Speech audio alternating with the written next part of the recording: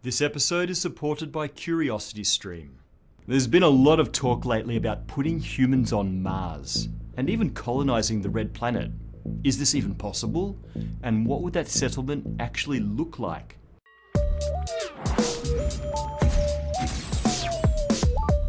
Mars is getting a lot of attention. NASA's new budget mandates a 25-year timescale for putting astronauts in orbit around Mars. That's exciting. But Elon Musk soon followed with a rather more audacious announcement. SpaceX plans a spacecraft capable of transporting 100 people at a time to Mars. Not to visit, but to settle. And it may be done in as little as 10 years. The ultimate aim is for a completely self-sustaining extraterrestrial colony of 1 million people within several decades. That's some ambition. Here's the lowdown. Musk announced this in an hour-long presentation that was almost entirely about the vehicle. First step, a spaceship is launched into orbit by a rocket booster. The booster then returns to its launch pad and is loaded with a giant fuel tank. It relaunches and delivers to the orbiting spaceship enough fuel for the 4-month journey to Mars. This is only feasible because of the reusability of the components. That means many return trips to Mars, but it also allows the booster to carry the spaceship and the fuel in separate launches. As a result, the spaceship itself can have a much bigger payload, translating to 100 passengers, rather than, say, the 4 astronauts of NASA's proposed Orion module. Now, I could go into all of the details, but honestly, you should just listen to or read Musk's announcement. Links below. Is the vehicle actually possible? Sure, probably. Whether 10 years is remotely feasible is another matter. That's the lower limit in the case that, as Musk puts it, things go super well. The plausibility of this may be governed by whether a Martian colony could really work. Musk says almost nothing about that, so let's get into that today. The vision is for a completely self-sufficient settlement. Anything less would defeat the main point, to be a safeguard against our extinction. It needs to be able to thrive, even if Earth is lost. It needs to mine, farm, process, and manufacture everything it needs. It also needs to be a place that people might actually want to live. What would that look like? The initial habitats are going to be simple, and in fact the first landers probably need to bring habitats with them. That 450-ton cargo capacity of the spaceship will help there. These may be inflatable modular structures similar to those proposed by Mars 1, or like the Bigelow Expandable Activity Module, BEAM, that's already in use on the International Space Station. An important advantage of prefabricating habitats on Earth is that you can use advanced materials with better radiation shielding. Mars's thin atmosphere and lack of magnetic field make shielding critical, especially for a permanent settlement. However, to protect against high-energy cosmic rays and solar outbursts, and from the micrometeorites that also pass easily through Mars's thin atmosphere, we really just need a very thick roof. That means either living underground or building dense shelters from local material. Becoming Martian mole people may be the way to go. For one thing, Mars does have lava tubes that could be populated. But with the advent of large-scale 3D printing, it's possible to build these structures on a planet's surface. NASA's 3D printed habitat challenge produced some incredible concepts. Some proposed harvesting the abundant iron and silica from the Martian soil to print a variety of structures. The winner, however, was pretty unique. A 3D printed dome of ice, under which pressurized habitats could be built.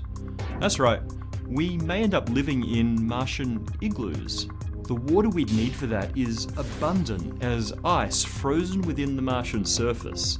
That same water is really what makes this whole endeavour possible. We need it to drink, to grow food, but H2O may also be the best supply of oxygen for, well, breathing. Mars' atmosphere is 96% CO2 and the rest equal parts nitrogen and argon. But scrubbed of CO2, that nitrogen-argon mix makes a breathable buffer gas that we top up with 20% oxygen. It's been tested on mice and crickets, so I guess we're good to go. Growing plants for food requires water and air, but also light. So we need either transparent greenhouse enclosures or artificially illuminated hydroponic farms. Modern hydroponic farms are proving vastly more productive and require far less water than their dirt-based equivalents, so that's a promising direction. Especially because it's hard to protect against radiation with a transparent roof. Also, those plants will help with oxygen production. Of course, all of this requires energy, and this may be the simplest part. Giant solar arrays stretching across the Martian surface are the obvious answer. The one outstanding technical issue is the gravity. Mars's gravity is 0.38 times that of Earth. We know that astronauts lose around 2% of bone mass per month in zero-G. It's surely less on the surface of Mars, but we just don't know how serious this would be after many years. To build a sustainable, multi-generational civilization, it may be necessary to simulate Earth gravity. This is possible using a centrifuge, a rotating ring that results in the feeling of an outward force, a centrifugal force, with respect to the ring. This has been proposed for artificial gravity on long-term space missions, but it's also possible on a planetary surface. It would still involve a large rotating ring, but with a sloped, slightly curved outer wall so that the centrifugal and gravitational accelerations work together to give you the right direction of down on that surface. To avoid annoying daily centrifuge visits, perhaps in the long term, we'll build entire centrifuge cities, levitating on superconducting magnetic rails and rotating once every few minutes. On the other hand, watching the entire sky rotate that fast may be as bad for the stomach as 0.38 G is for the bones. We may want to keep that thick roof of rock or ice. Martian cities are technically doable, and people will certainly want to go. 200,000 signed up for the Mars One program. Really, the feasibility of this is more a question of economics. Once we lose the inexorable driving force that is Elon Musk, a Martian settlement will have to be entirely self-sufficient or economically productive enough to justify continued life support from Earth. Whether that can happen quickly enough is the real question. A lot of what we learn about living on Mars will work elsewhere in the solar system too. In fact, the proposed spacecraft is meant to be a general-purpose solar system explorer. Where would you go? Mars will be fun, but we're really holding out for those Venusian cloud cities here at Spacetime. We want to thank CuriosityStream for supporting this episode of Spacetime. Go to curiositystream.com/spacetime. CuriosityStream is a membership service that streams non-fiction documentaries and series from some of the world's leading filmmakers. There are a variety of topics like science, nature, history, and many others, plus interviews, lectures, and original exclusive documentaries from people like Stephen Hawking and Jason Silver. CuriosityStream is available on many platforms like Roku, Android, iOS, Chromecast, Amazon Fire, Amazon Kindle, and Apple TV. Go to curiositystream.com/spacetime for more information and a membership trial. Be sure to help us out by using the promo code SPACETIME. Hey guys, Vsauce is doing an amazing series on Mars exploration and colonization. Jake at Vsauce 3 and I have chatted a lot about what humanity's first experiences will be like when we go to Mars. Jake's take on this question will be coming out real soon. The link will be right here when it does. Keep your eye out for it. Last week, we talked about the incredible, if speculative, possibility that primordial black holes formed in the insanely dense conditions right after the Big Bang, and that these might still be around today. I want to address two big questions that you had in the comments. Several of you asked how to tell the difference between a primordial black hole and a black hole formed when a very massive star ends its life. Well, actually, a black hole is a black hole is a black hole regardless of how it formed, or what it formed from. Even a black hole made entirely from light, a Kugelblitz, is the same thing as a black hole formed from regular matter. Black holes exhibit only three properties: mass, electric charge, and spin.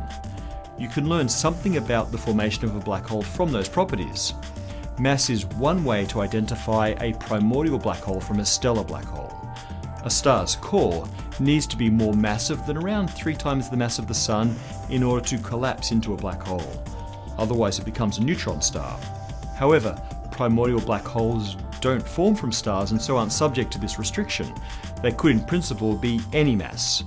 Also, if we find many PBHs spread through the galaxy, and even outside the galaxy, their distribution may tell us that it was impossible for them to have been produced by massive stars, which are rare as far as stars go. A few of you also asked whether the supermassive black holes that we find at the centers of galaxies could be primordial black holes. Well, the answer is yes, but it's really hard to say for sure. Those supermassive black holes started as much smaller seed black holes.